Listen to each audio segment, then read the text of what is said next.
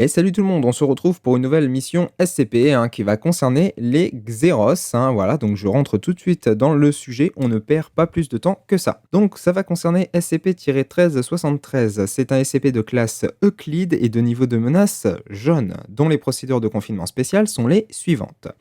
SCP-1373-A, SCP-1373-B et SCP-1373-01 à 06 doivent être stockés dans une enceinte réfrigérée standard pour spécimens biologiques. Les requêtes pour obtenir des échantillons de tissus de SCP-1373-01 à 06 doivent être formulées à l'écrit à l'actuel chercheur en chef de ce SCP. Tous les chercheurs avec un niveau de sécurité 2 ou plus sont autorisés à accéder à SCP-1373-A et B, qui ne sont pas considérés comme anormaux excepté par association. SCP-1373-07 à 16 ne sont actuellement pas confinés. La force d'intervention mobile Theta 5, le plus gros bateau, est assignée à la localisation et la capture de ces entités avant qu'elles n'achèvent leur maturité sexuelle et se reproduisent. Tous les navires de surface et de sous-surface doivent être traqués et périodiquement examinés à la recherche de dommages inhabituels sur leur coque. Alors qu'est-ce que ce SCP ? Eh bien, SCP-1373-01 à 06 sont des carcasses de 6 requins sombres Cacharinus obscurus, nouveau-nés et albinos récupérés depuis l'utérus d'un requin sombre enceinte SCP-1373-A, capturé au large de la Californie le 2011. Luminescent avec écrit propriété du docteur Wondertainment. Une nécropsie a révélé la présence de SCP-1373-01 à 06 qui ont été jugés capables de survivre avant d'être extraits par césarienne. Ces 6 SCP sont affectés de cyclopie. La manipulation de l'aileron dorsal de chaque organisme provoque l'émission par l'œil d'un laser d'une longueur d'onde de nanomètres. Les expérimentations ont révélé que l'intensité du laser peut être ajustée par pression sur l'aileron, comme c'est pratique, atteignant un pic de puissance de watts, quand une pression d'une force de newton est appliquée. Ceci est suffisant pour brûler au travers du métal à une courte portée comprise entre 50 et 100 cm. Dans le cas de SCP-1373-01, celui-ci a résulté en la cuisson du cerveau rudimentaire de l'organisme, provoquant sa mort immédiate. SCP-1373-02 a brûlé jusqu'à la mort après qu'il a enflammé la sclère de son propre œil. Alors, pour information, la sclère ou la sclérotique est le blanc de l'œil. Voilà. Tout simplement, pour ceux qui ne savent pas. SCP-1373-03 et 04 ont été tranchés en morceaux par le laser de SCP-1373-05 lorsqu'il a expérimenté une épilepsie cérébrale, lui faisant avoir des convulsions de façon sporadique avant de mourir. 06 est mort d'une malformation cardiaque. Le mécanisme par lequel SCP-1373 génère un laser n'est pas encore entièrement compris.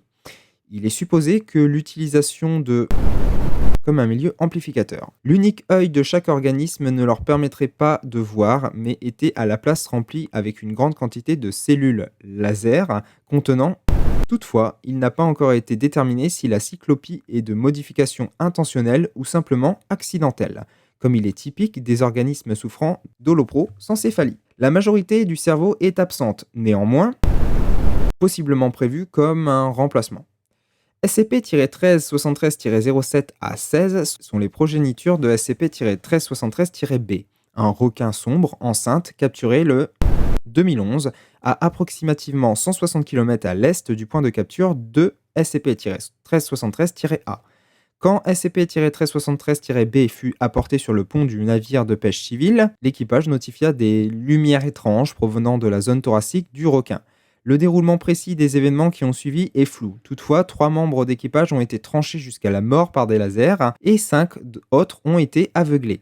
L'examen ultérieur de la carcasse de SCP-1373-B a indiqué qu'il a été découpé et ouvert de l'intérieur et a également révélé les traces de pas moins de 9 sacs vitellins. Alors les sacs vitellins, par définition, c'est tout simplement ce qui entoure un embryon. Voilà, tout simplement. Une note a été trouvée à l'intérieur de l'utérus de SCP-1373-B avec de sévères dommages causés par les lasers.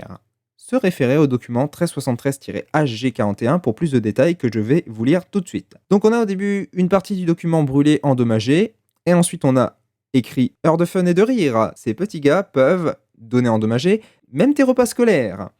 Ensuite on a donné endommagé, donc une partie brûlée. Attention, Changer les batteries requiert un adulte et la suite est malheureusement indéchiffrable. Voilà. Donc ça, c'est pour ce qu'est SCP-1373 et tout ce qui le compose. Alors vous allez peut-être vous demander quelle est votre mission maintenant. Eh bien l'Exeros, votre mission va être tout simplement de tenter d'assister les chercheurs dans la localisation de nouvelles entités de SCP-1373. Hein, voilà, savoir s'il n'y a pas des nouvelles progénitures et tout, hein, puisqu'ils ont fait une demande d'aide. Donc vous allez partir une semaine en soutien. Alors comme vous avez pu le voir, c'est quand même assez dangereux, hein, voilà, et je vous déconseille l'utilisation de miroirs comme protection, puisque la FIM Delta-3 a déjà essayé d'utiliser des miroirs, et on va dire que, ok, ça nous protège nous, mais les autres, ils kiffent pas trop, voilà, tout simplement. Donc n'utilisez pas de miroir, utilisez un équipement adéquat pour éviter de vous faire blesser si jamais il y aurait un tir de laser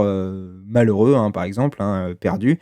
Donc voilà, donc si jamais vous en trouvez, je vous demanderai la plus grande prudence, faites attention à vous. Sur ce, il ne me reste plus qu'à vous souhaiter une très bonne chance, je vous laisse vous préparer, bonne journée, bonne soirée ou bonne nuit. N'oubliez pas de cliquer sur le bouton rouge qui se trouve en dessous de la vidéo si ce n'est pas déjà fait pour recevoir les notifications en priorité de ces nouvelles missions, de cliquer sur le pouce levé pour me signaler que vous avez lu la mission, bien évidemment, hein, vous en avez pris connaissance, et il ne me reste plus qu'à vous souhaiter une très bonne journée, une très bonne soirée ou une très bonne nuit, et à très bientôt.